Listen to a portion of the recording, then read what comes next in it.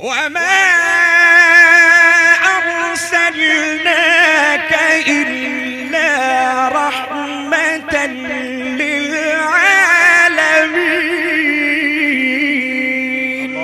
السلام علیکم ناظرین، آج ہم کلکتہ کی سرزمین پر ایک بہت بڑی کانفرنس کو اٹینڈ کرنے کے لیے حاضر ہیں، فیضان مدینہ کانفرنس، فیضان پنجتن کانفرنس. تو میرے ساتھ ہندوستان کے معروف شناخواں جناب غلام نور مجسم صاحب قبلہ بھی موجود ہیں. آئیے ہم ان سے کچھ خاص باتیں ان کی زندگی کے تعلق سے پوچھتے ہیں. السلام علیکم نور بھائی.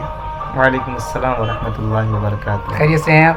اللہ کا بڑا شکر ہے. میں چاہتا ہوں کچھ آج کے دن کے بعد ہماری ملاقات پھر سے ایک ساتھ ہوئی، تو آج میری خواہش ہے کہ میں کچھ آپ کی زندگی کے بارے میں، آپ کی پرسنلی کچھ سوال کرنا چاہتا ہوں. کہ آپ جواب دینے کے لیے تیار ہیں؟ انشاءاللہ آپ بیان کریں کیا کہنا ہے. نور بھائی ایک بات بتائیں، یہ شاعری نعت خوانی کا سفر آپ نے کہاں سے شروع کیا؟ کب آپ کو یہ احساس ہوا کہ ہاں مجھے اس لائن میں جانا چاہیے، مجھے نعت خواں بننا چاہیے؟ تو بسم اللہ الرحمن الرحیم. یہ نعت خوانی اور نعت گوئی یہ دو پہلو ہیں میری زندگی کے. تو چونکہ نعت خوانی یہ بعد میں نے سوچا، بلکہ کئی لوگوں کا حکم رہا اور ان کی یہ نصیحتیں میرے کام آئی ہیں. آج الحمدللہ نعت خواں ہوں میں. انہوں نے کہا کہ نعت خوانی کرتے ہو، نعت خوانی کرو، نعت خوانی زیادہ ضروری ہے.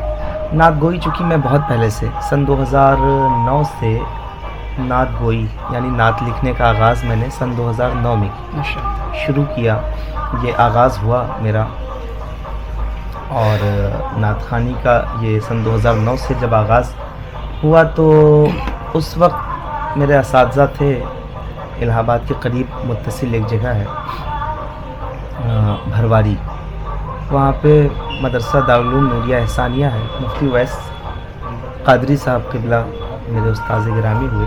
تو ان کی محنتیں اور ان کی کاوشیں اور ان کی تعریفیں، آپ ذوق بڑھانے کا جو ایک طریقہ اور سلیقہ ہوتا ہے وہاں سے مجھے میسر آیا.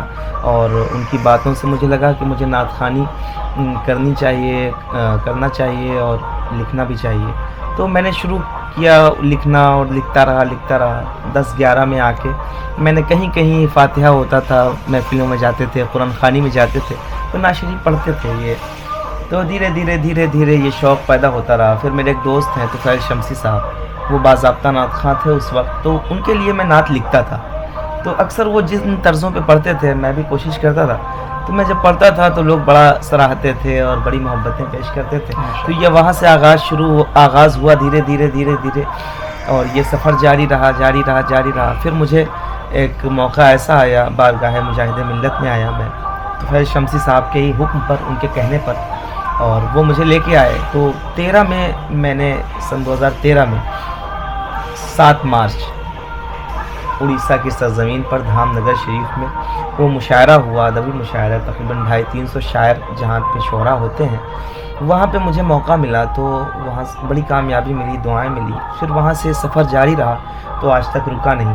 ہندوستان میں ہر کونے میں الحمدللہ جہاں نعت کے شائقین پائے جاتے ہیں وہاں نعت خوانی کے سبب جانے کا وسیلہ پیدا ہوا ہے اور گیا بھی ہوں اور نعت خوانی کی اللہ کا بڑا شکر.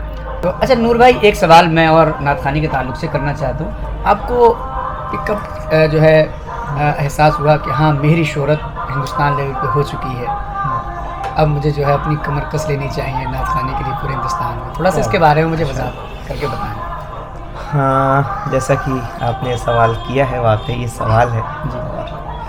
تو میں یہ کہوں کہ میری شہرت ہو چکی ہے تو اپنی زبان سے تو زیادہ اچھا نہیں لگے گا، بلکہ آپ نے سوال میں ہی جواب دے دیا ہے اور میں زیادہ کچھ نہ کہوں گا. لیکن مجھے یہ ریلائز ہوا جب بزرگوں کی دعائیں میرے ساتھ رہیں اور علماء نے مجھے سراہا، اور خاص طور پہ مدرسے کے طلباء جہاں جاتا ہوں وہ آتے ہیں، ملنے آتے ہیں، سراہتے ہیں. تو ہندوستان میں جہاں جاتا ہوں جب وہ ملتے ہیں اور وہ میں دیکھتا ہوں کہ زیادہ سے زیادہ لوگ میری پڑھی ہوئی نعتیں پڑھ رہے ہیں، ان کی کاپیاں ہو رہی ہیں، تو پھر مجھے احساس ہو رہا ہے کہ کہیں تک میں اپنے کام میں کامیاب ہوں اور جو میں نے اپنا ذریعہ زندگی اور زندگی کا سبب جسے مانا اور بنایا تھا وہاں تک کامیاب ہوتا ہوا نظر آ رہا ہوں. تو یہ چونکہ میں نے خود احساس کیا، اللہ کرے کہ ایسا ہو میری زندگی میں. بہرحال تو نعت خوانی جب لوگ کاپیاں کرنے زیادہ شروع ہوئے تو پھر مجھے لگا کہ ہاں نعت خوانی کہیں تک کامیاب ہے، لیکن ابھی میں سمجھتا ہوں یہ سفر کا آغاز ہے اور اختتام کے لیے بڑی محنت درکار ہے. اچھا نور بھائی، آپ نے نعت خوانی کے حوالے سے ہندوستان کے کتنے اسٹیٹس کا سفر کر لیا ہے ابھی تک؟ اب میں آپ کو جوڑ کے کیسے بتاؤں.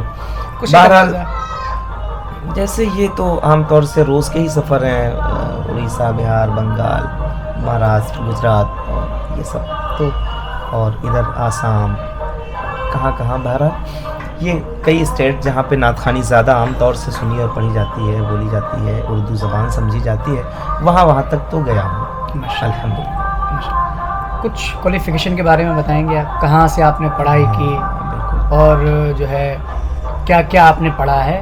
جی وہ سب اس کے بارے میں تھوڑا سا ہم کو بتائیں. ہاں، تو میں اپنی تعلیمی اگر بات کروں کہ کہاں تک تعلیم ہے، تو چونکہ میں بچپن سے ہی اناؤ میرا گھر ہے، اناؤ ضلع ہے، تو میرے قصبے میں ہی ایک مدرسہ تھا دارالعلوم باغ مدینہ، تو وہاں سے میں نے حفظ کیا.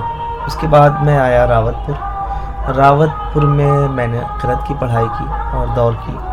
تو یہ دور اور قرأت یہ راوت پور میں یہ تعلیم حاصل ہوئی، اور اس کے بعد میں الہ آباد آیا تو یہاں سے عالمیت کی دستار یہاں سے ہوئی، اور اس کے بعد سے پھر چونکہ اتنا مصروف ہو گیا کہ آگے پڑھ نہیں سکا. باقی ادھر آپ اگر دنیاوی تعلیم کے میدان میں بات کریں تو چونکہ میں نے جب میں اپنے علاقے میں تھا تو 8 کلاس تک وہیں قریب کے ایک اسکول سے پاس کیا میں نے.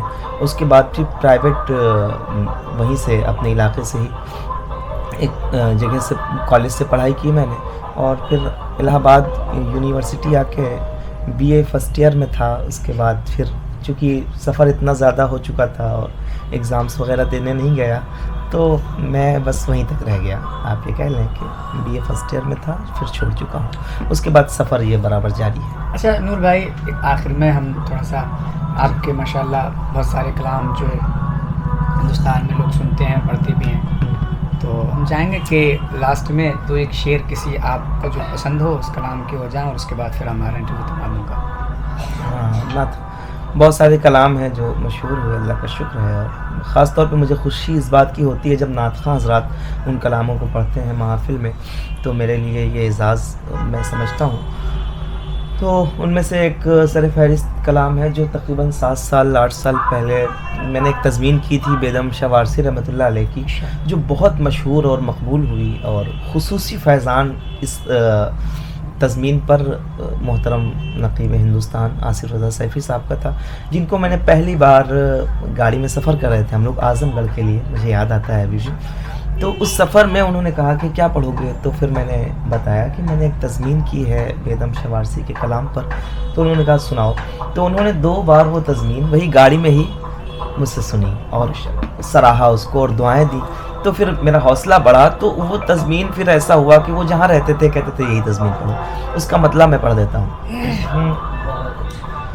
حسرت کہے آنکھوں کی اور دل کہے مستانہ، دیوانے کی آہوں کو کیا ٹھیک ہے تڑپانا، دیوانے کی آہوں کو مشکل ہوا جاتا ہے جذبات کو سمجھانا، بے خود کیے دیتے ہیں انداز حجابانہ، دل میں تجھے رکھ لوں، دل میں تجھے رکھ لوں، اے جلوے جانانا، دل میں تجھے رکھ لوں. یہ بہت بہت شکریہ. مطلب